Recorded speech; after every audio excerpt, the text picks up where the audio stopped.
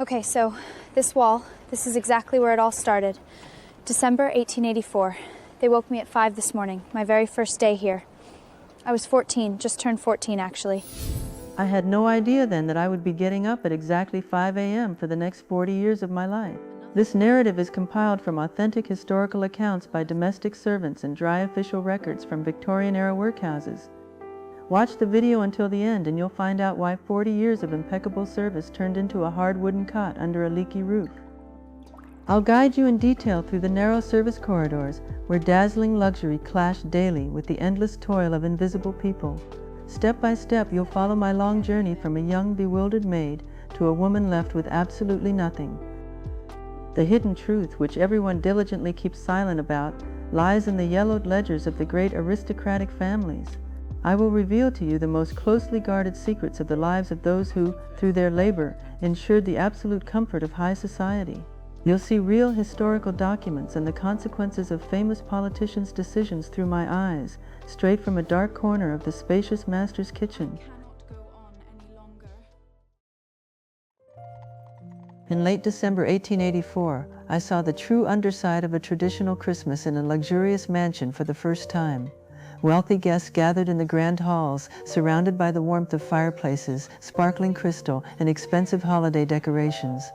I, on the other hand, was downstairs among the utterly exhausted kitchen staff, who had been standing at the scorching stoves for days on end.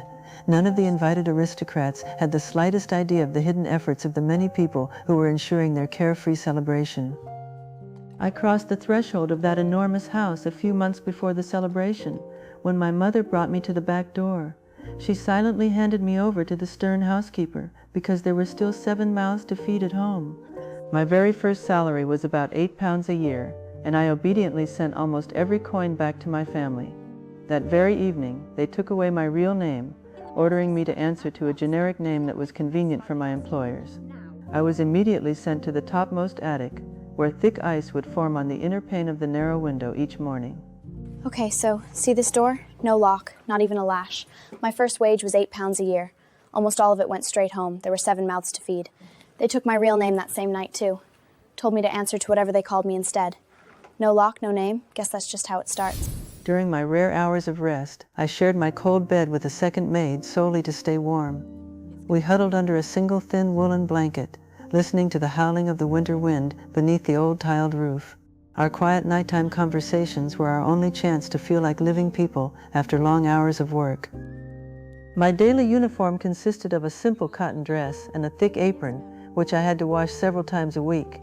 I quickly realized that in this enormous mansion there was a strict hierarchy, no less rigid than strict military discipline.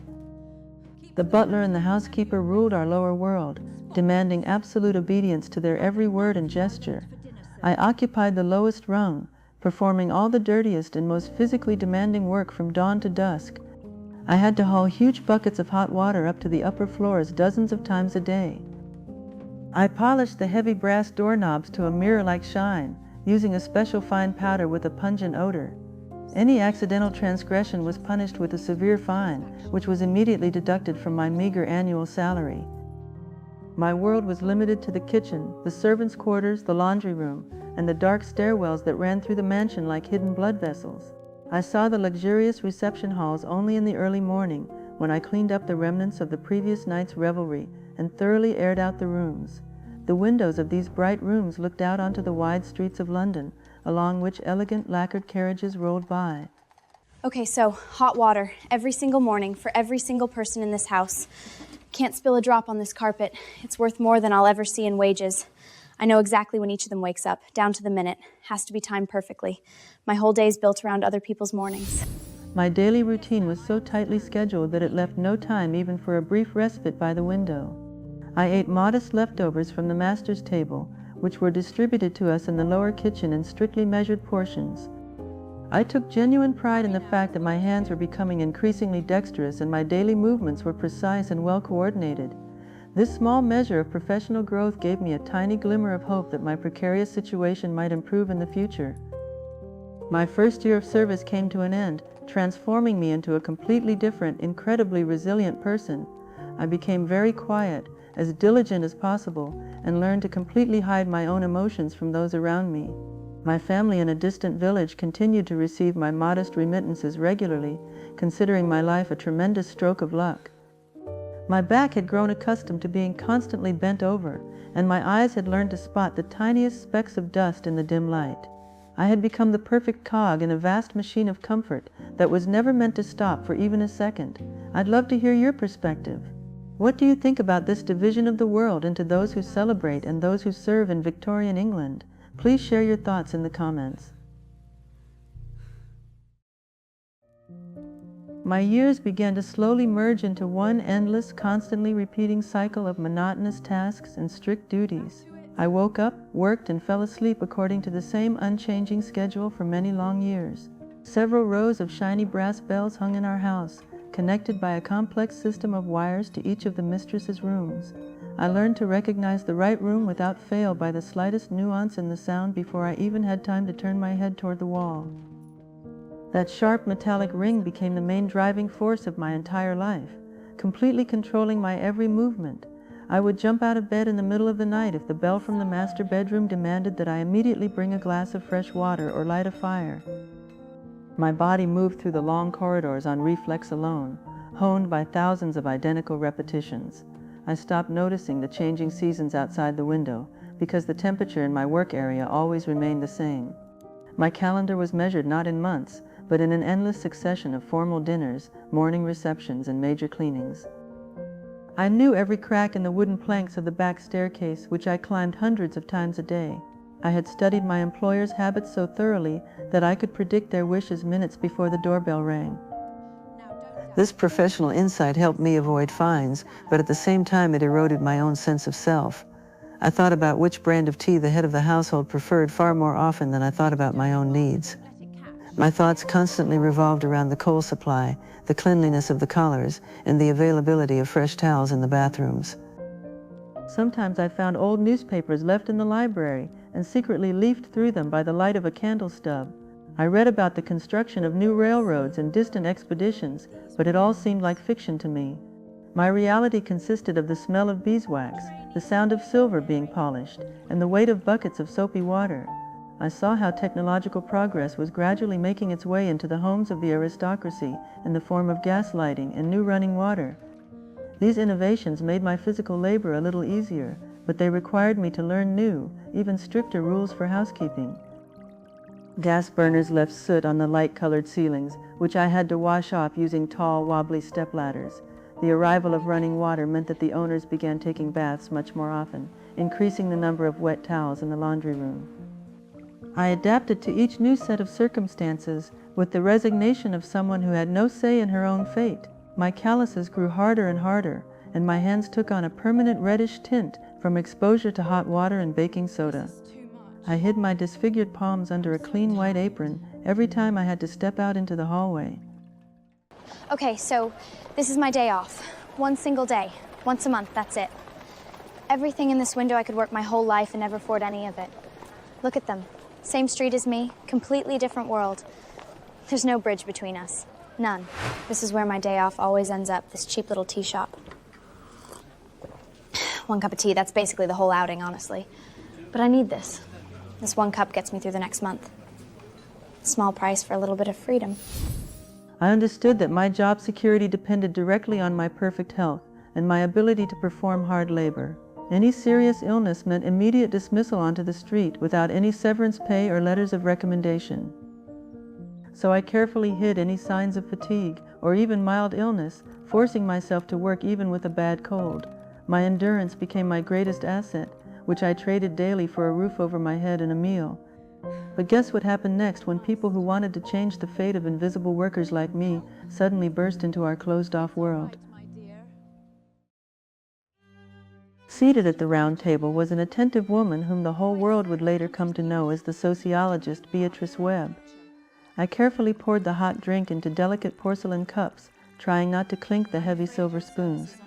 She spoke passionately to my employer about the need to thoroughly investigate the real living conditions of London's workers. I stood literally a meter away from them, a living example of the very working class she was describing.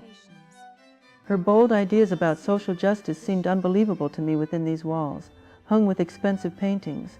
I listened intently to her arguments that widespread poverty is a systemic failure of the state, not a personal failing. Until that day, I had firmly believed the words of the parish priest, who claimed that my hard labor was pleasing to a higher power. Beatrice, on the other hand, spoke of precise figures, statistics, and the urgent need for government intervention in the affairs of working-class neighborhoods. I discreetly dusted the marble mantelpiece, trying to commit every word she spoke to memory forever. I saw how the printed poverty maps compiled by the renowned researcher Charles Booth appeared in our home. My husband would spread these enormous colored sheets out on the table in the library, studying the red and black zones of London's streets. I would put these maps away in the mornings, noticing that the areas where our kitchen staff lived were marked in black. This man had translated our poverty into a colorful graphic, making it visible to those who had never gone down into the basements. I looked at these documents with a secret thrill, feeling that my hidden reality had received official recognition for the first time. The influence of these reformers was like a gentle breeze that slowly seeped through the thick curtains of our mansion. The owners began discussing charitable causes over their morning coffee, deciding which funds to direct their donations toward. I would bring them their morning mail, which often included letters from various committees aiding impoverished workers. I understood that they sincerely wanted to help the poor on the streets, completely oblivious to the emaciated people in their own home. This strange blindness of high society toward its own servants always aroused a quiet, hidden astonishment in me. I continued to meet my grueling quota, despite all the lofty talk of human rights one floor above. Laws limiting the working hours of factory workers did not apply in the slightest to the private domestic service sector in mansions.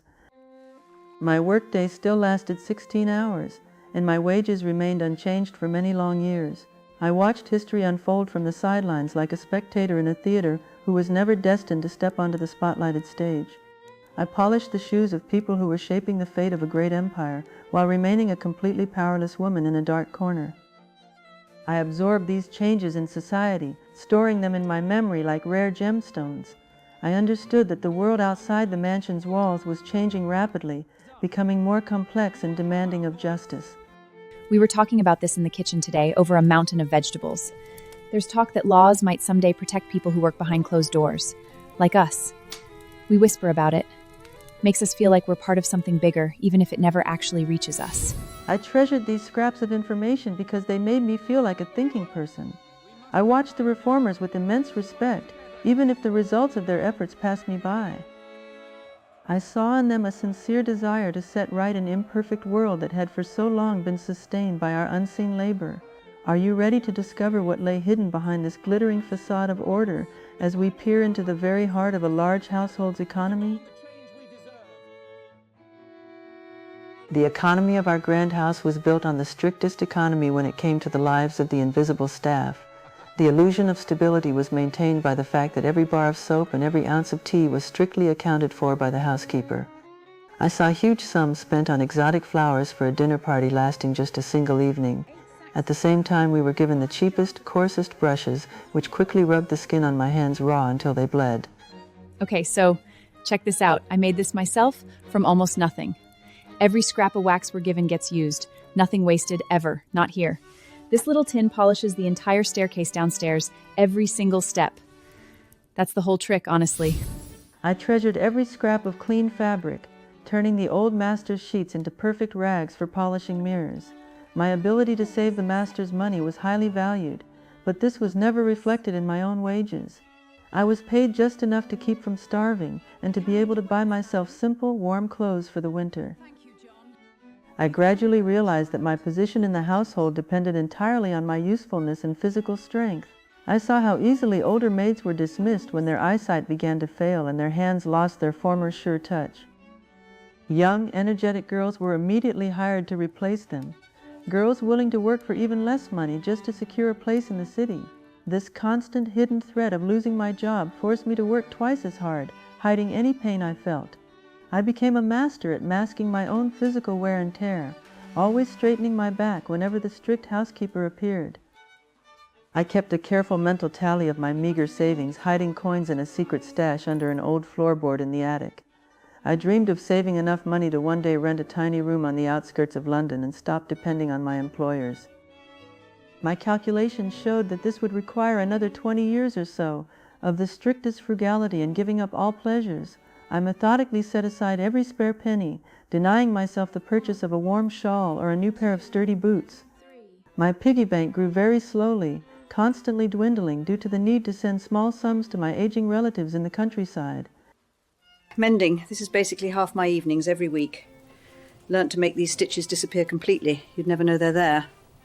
Have to. Can't afford to look shabby. Not in a house like this, not if I want to keep my place. Neat as a pin even when nothing else is. I washed my aprons late at night, using the leftover hot water in the large boilers after the master's laundry had been done. I dried them near the warm stoves in the lower kitchen, risking a stern reprimand for breaking the established rules. My ability to maintain a perfect facade despite a complete lack of resources became my greatest personal achievement during those years. I became the head maid, with several young girls under my supervision and a 2-pound raise in my annual salary. My responsibilities increased significantly. Now I was accountable not only for my own work but also for the mistakes of my subordinates. I became a demanding mentor, realizing that their carelessness could cost me the position I had held for so many years. Guess what happened next, when this ironclad routine suddenly made room for genuine human pride and beauty? Amid my grueling work, rare but incredibly vivid moments of true professional triumphs began to emerge. I learned to set a long banquet table for large formal dinners with such skill that my work elicited involuntary admiration. I measured the distance between the crystal glasses using a special ruler, achieving absolute, almost mathematical symmetry. My hands folded the enormous starched napkins with perfect precision into intricate royal lilies and towering structures. I felt a quiet, deep sense of pride as I looked at the empty, illuminated room a few minutes before the guests arrived. The flickering of the candles in the silverware I had polished created the illusion of true magic, brought to life by my calloused hands. I understood that this perfect beauty existed only thanks to my efforts, my patience, and my many years of experience. The butler, who was usually incredibly stingy with any praise, once nodded approvingly as he surveyed my impeccable table setting. That sparing gesture of recognition of my skill meant more to me than a small raise to my modest salary. I became a true expert in identifying varieties of fine porcelain and methods for the careful handling of fragile items. I knew how to safely clean antique Sèvres vases using only warm water and soft paint brushes. My movements became incredibly smooth and careful. I learned to control the pressure of every touch I made on the objects. My employer began to trust me with the care of her most precious jewelry and her collection of rare Oriental figurines. I would polish the jewelry with soft suede, admiring the way the light played on the diamonds, jewels I would never be able to try on. Okay, so Sunday evenings, this is what I do with what little free time I get. Embroidery. Little flowers, mostly. On my collars, anything plain that needs a bit of colour. It's the one thing in my whole life that's just for beauty, not for use, not for anyone else. Just mine. My friends asked me to embroider their initials on their handkerchiefs, and I happily fulfilled these small requests. My needle glided swiftly across the fabric, creating perfect stitches into which I poured all my untapped tenderness. These tiny works of art were my personal secret protest against the facelessness of my social standing. I remember one particularly wonderful Christmas Eve when the hosts had gone to visit relatives, leaving us the entire large house to ourselves. The housekeeper allowed us to light a fire in the parlor fireplace and served us extra cups of good tea and sweet pie. We sat in the warmth, telling each other long stories and enjoying the unusual, almost ringing silence of the mansion. I looked at the faces of my fellow hard workers, illuminated by the soft light of the flames, and felt a deep sense of peace. It was one of those rare moments when I sincerely believed that my life had its own special, hidden meaning.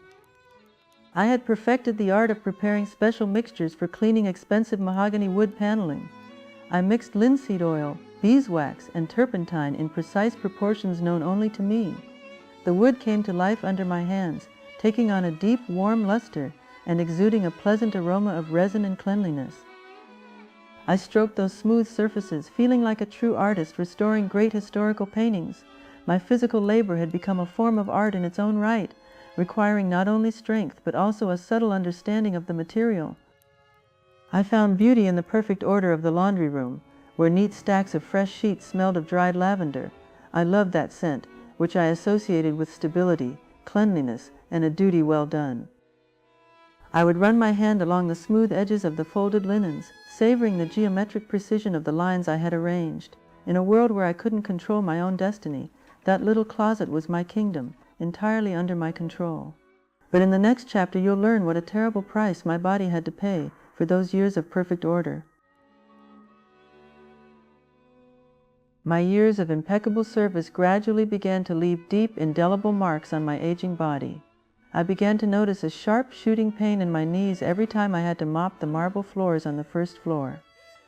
My joints would swell painfully by evening, turning the climb up the stairs to the attic into a real daily test of willpower. I began tying tight woolen bandages around my legs, trying to hide my slight limp from the piercing gaze of the strict housekeeper. My eyesight, which had once allowed me to spot the tiniest specks of dust in the semi-darkness, began to fail me treacherously when I read lists. I was forced to hold newspapers closer and closer to my eyes, squinting in the dim light of the gas lamps in the hallways. My hands, roughened by baking soda and hot water, had completely lost their former sensitivity to fine, delicate fabrics. I could no longer embroider intricate satin stitch patterns because my fingers had become stiff and uncooperative in the evenings. I realized with horror that my greatest asset, my physical health, was rapidly and irrevocably dwindling. I watched as the researcher Beatrice Webb came to our neighborhood to study the lives of aging workers who had lost their ability to work. I watched her leave from the kitchen window, realizing that soon I myself would become part of those grim official statistics.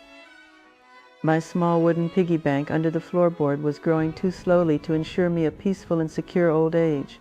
All my savings had gone toward my younger sister's medical treatment in the village, and once again I was left with absolutely no financial safety net. My pride would not allow me to ask my employers for help because I knew their harsh rules regarding charity. I tried to work twice as hard, arriving in the kitchen an hour earlier and leaving an hour later than the others. I carefully dyed the gray hairs that were beginning to show with a special solution so that I would appear younger and more energetic to my new employers. My days turned into a constant, exhausting struggle against my own physical weakness and a growing fear of losing my job.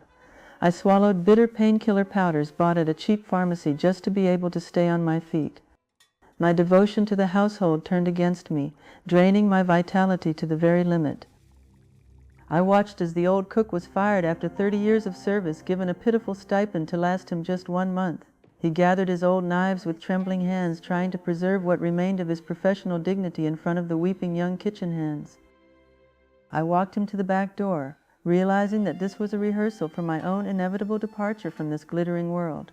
The laws provided no pensions for domestic servants, leaving us to face the harsh realities of old age in London all on our own.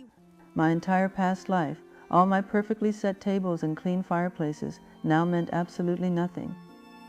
I stopped mentoring the young girls because they began to look at me with undisguised pity. They saw in me their own frightening future and tried to keep a safe distance from me. My former confidence had completely evaporated, leaving only an empty shell of a strict uniform and a starched bonnet.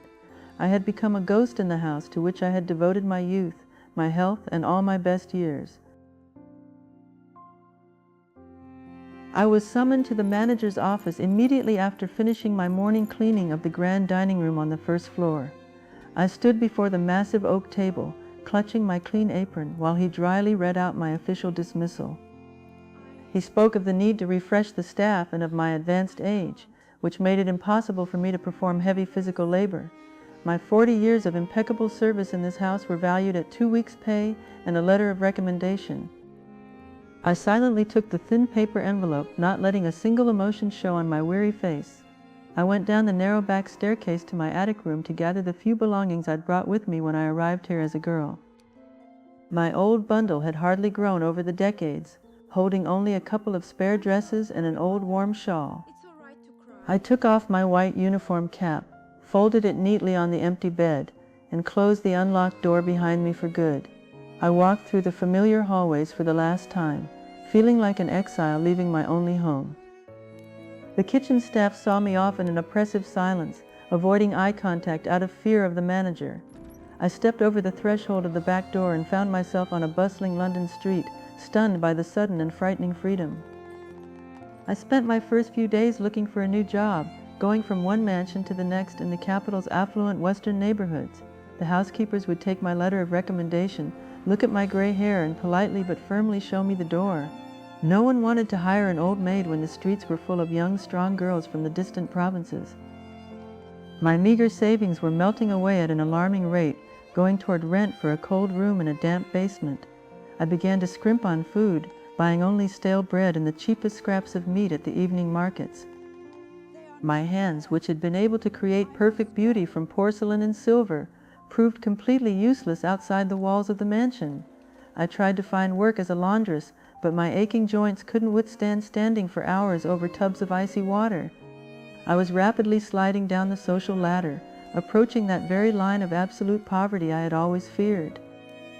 The cold London rain chilled me to the bone, exacerbating my old work-related joint problems.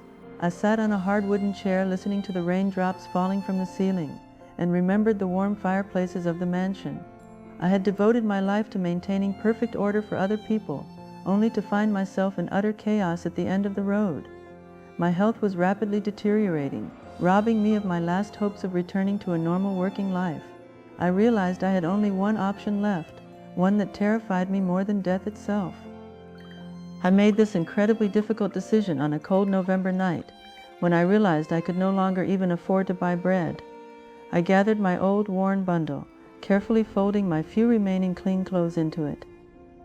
I decided to voluntarily surrender to the system created by the state for people like me, whose lives had been shattered. I knew all the terrifying rumors about workhouses, but hunger and the bone-chilling cold proved stronger than my fear. I stepped out onto the deserted morning street to set out on my very last irreversible journey on this earth. I walked slowly, leaning on a homemade wooden cane, because my knees refused to bend from the cold. I looked at the facades of the wealthy houses, behind whose windows young maids were stoking the morning fireplaces. I knew their every movement, their every thought, realizing that they were repeating my own fate step by step. My path led to the eastern part of the city, where a shelter for the poor was hidden behind high brick walls. My crossing of the invisible boundary between respectable poverty and the official status of a pauper was finally complete. I stood before the closed gates, clutching my meager bundle in my numb hands, and recalled that early morning many years ago. I had been woken up at 5 a.m. on my first day in that huge wealthy house, when I was only 14 years old. I had no idea then that I would be getting up at exactly 5 a.m. for the next 40 years, only to end up here. The gatekeeper opened the heavy metal gate, giving me his usual bored and utterly indifferent look. I stepped over the threshold, feeling the heavy cast-iron lock slam shut behind me with a loud metallic clang. I found myself in a small reception courtyard, surrounded by gloomy gray buildings with narrow barred windows. I was immediately directed to the admissions office, where a gaunt clerk sat, asking me brief, standard questions. He methodically recorded my name, age, and occupation in a huge, thick register of newly arrived paupers. I answered quietly, watching his ink pen as it permanently sealed my new, shameful social status. I was forced to hand over all my personal clothing, including the old Sunday dress I had kept so carefully. I was led into a cold, damp washroom, where I was forced to take a harsh bath under the supervision of a female guard. My hair was cut short to prevent possible infections, stripping me of my last traces of femininity. I was given a coarse, government-issued uniform made of thick, striped fabric that pricked my sensitive skin with every movement. The air in the ward was heavy, saturated with the smell of cheap carbolic soap, old wool, and hopelessness. I sat down on the edge of my hard cot, carefully smoothing out the creases in my new, coarse striped skirt. My hands instinctively reached for an apron to wipe them as usual, but aprons weren't provided with this government-issued clothing. I realized that for the first time in 40 years, I had absolutely no responsibilities whatsoever for cleaning or caring for others. This sudden emptiness frightened me even more than the strict rules of conduct in this gloomy state institution. The loud toll of a large copper bell shattered the silence of the ward, summoning all the residents to the meager evening meal. That sound strikingly reminded me of the bells from the grand reception rooms of my former mansion, causing my body to flinch out of habit. I obediently joined the long line of other elderly women, holding a deep tin bowl and a wooden spoon in my hands. We were given a portion of watery oatmeal and a small piece of stale gray bread for dinner. I ate in silence, tasting nothing, completely absorbed in the realization of my irreversible fall to the very bottom. In the evening, the guard turned off the single gas lamp, plunging the enormous ward into cold, pitch-black darkness. I lay on a thin mattress stuffed with stiff straw and listened to the heavy breathing and quiet moans of my new roommates. I recalled the soft feather beds in the mansion's guest rooms, which I had so carefully fluffed every single morning. My back ached from the unfamiliar hardness, but I forced myself to lie completely still so as not to attract attention. I realized that in this place, my survival depended on my ability to become completely invisible, just as it had in my past life. I thought of my village, of my mother, who had sent me into service to save the rest of our large family. I hoped that my sisters had managed to avoid my fate, finding a better life in this cruel Victorian world. My tears flowed silently down my sunken cheeks, soaking into the coarse fabric of the government-issued pillow without a pillowcase. These were the first tears I had allowed myself to shed in many decades of the strictest emotional control. In the next chapter, you will see the inner workings of this institution, designed to punish through poverty. This entire austere architecture embodied the ideas of Edwin Chadwick, who believed poverty was the result of personal laziness. The building was designed to strike fear into anyone who even considered seeking government assistance. We lived according to a strict schedule, where every waking minute was controlled by the guards with iron discipline. We were woken up at 6 in the morning by the loud ringing of a bell, and ordered to immediately make our hard cots into a perfectly straight line. This was followed by a long, humiliating roll call in the courtyard. Regardless of the cold rain or biting winter wind, we stood in neat rows, dressed in identical striped dresses, while the guards slowly called out our numbers. My name had once again disappeared, replaced by a dry inventory number embroidered on the rough collar of my jacket. After roll call, we were sent to mandatory corrective labor, which was supposed to cover the cost of our upkeep. Because of my age and my aching joints, I was assigned to the rope unraveling workshop, where we unraveled old ropes into tow. My fingers, which had once been able to stroke the finest silk, were now rubbed raw by the stiff, tarred ropes. The air in the workshop was thick with dust, which clogged our lungs and caused a constant hacking cough. We worked in absolute silence, as any conversation during work was strictly punished by the deprivation of our meager lunch. I methodically unraveled the thick fibers, pouring all my pent-up inner anger into this monotonous work. My many years of experience with submission helped me survive in this system without entering into open conflict with the guards. The Chadwick system called for the complete separation of families to make the stay here as unbearable as possible for the inmates. Men, women, and the elderly were held in completely separate buildings surrounded by high, solid walls. I saw elderly couples who had lived together for half a century but could now only communicate with their eyes during Sunday service. This artificial isolation broke people's spirits much faster than watery porridge or hard physical labor. I thank my lucky stars that I was single and didn't have to suffer the pain of separation from my loved ones. The lunch break lasted exactly 30 minutes, during which we had to eat our portion of gruel in complete silence. The food was deliberately tasteless and monotonous, so that no one would want to linger in this place any longer than necessary. We ate at long wooden tables, sitting on hard benches without backs, staring at the gray backs of those seated in front of us. I recalled the lavish banquets at the mansion, where more was spent on table decorations alone than on our annual food supply here. These contrasts drove me mad, making me doubt the justice of the entire human order of the world. Punishments for the slightest infractions were brutal and were meted out by the guards immediately in front of all the inmates.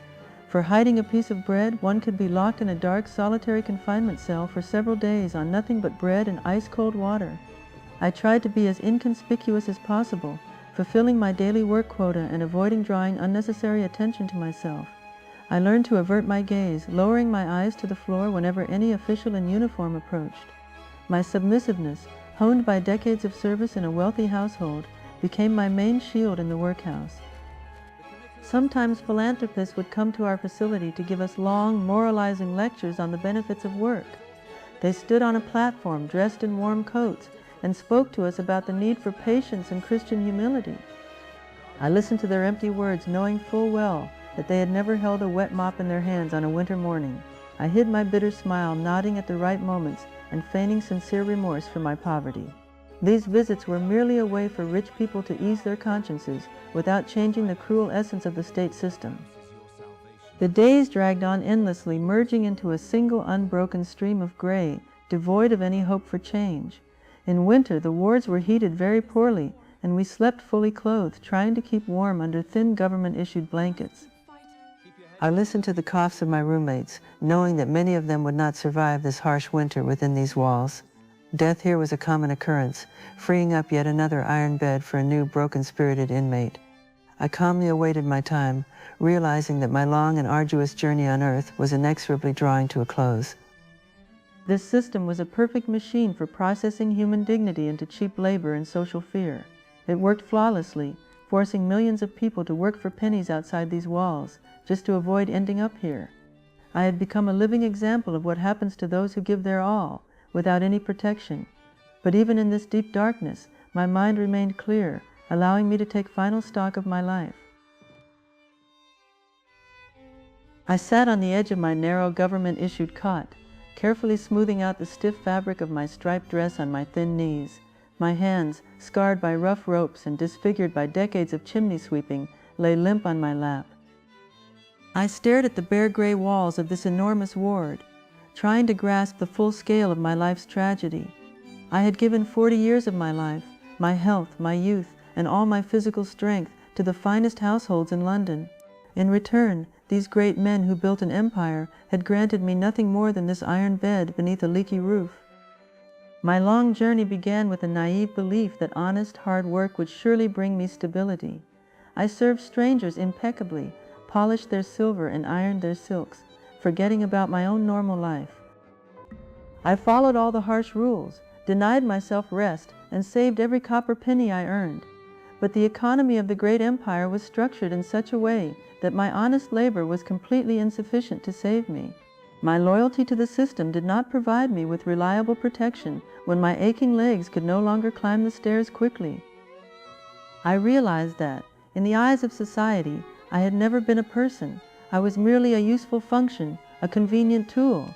When the tool became dull and worn out, it was simply thrown out onto the street and replaced with a new one, younger and cheaper. My knowledge of how to properly remove stubborn stains from lace was of no use to anyone within the cold walls of the workhouse. My ability to distinguish between the rings of bells vanished as it was no longer needed, replaced by the sharp sound of the prison bell. I was left alone, empty-handed, with the bitter realization that my entire past life had been a grand deception. I looked at the other women in this ward, seeing in them the same shattered lives and lost years.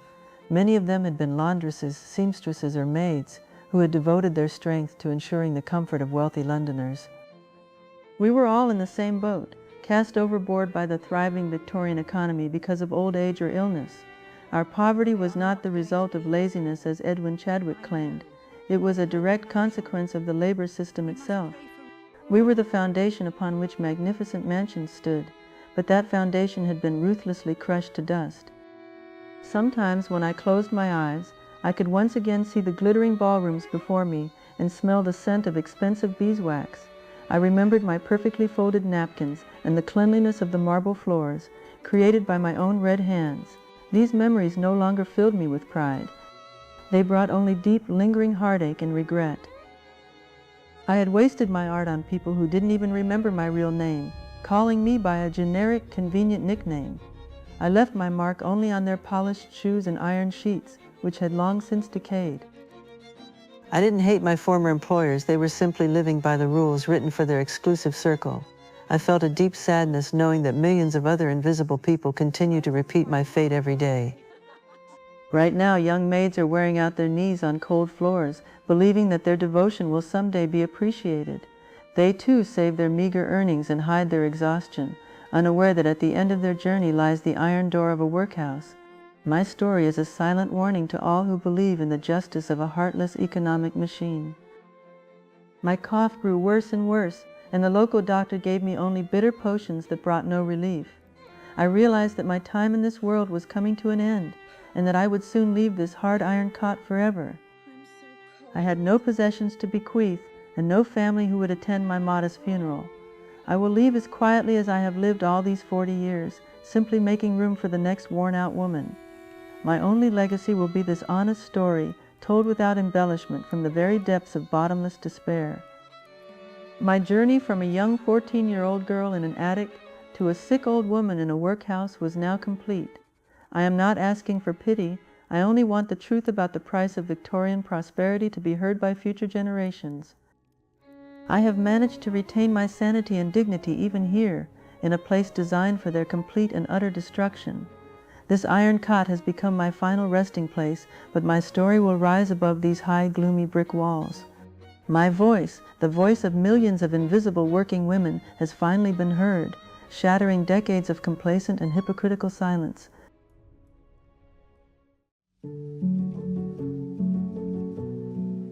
We see that behind the facade of the glittering Victorian era lay a cruel system of domestic labor exploitation that ground human lives to dust. This woman's story proves that years of impeccable work offered no guarantee of protection from poverty and old age, and that workhouses served not as a source of aid but as a punishment for the loss of physical strength.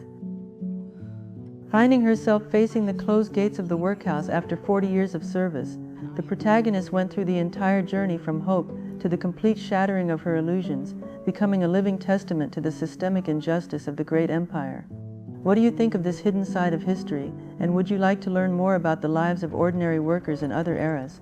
Suggest topics for future videos you'd like to see in the comments, and be sure to subscribe to our channel.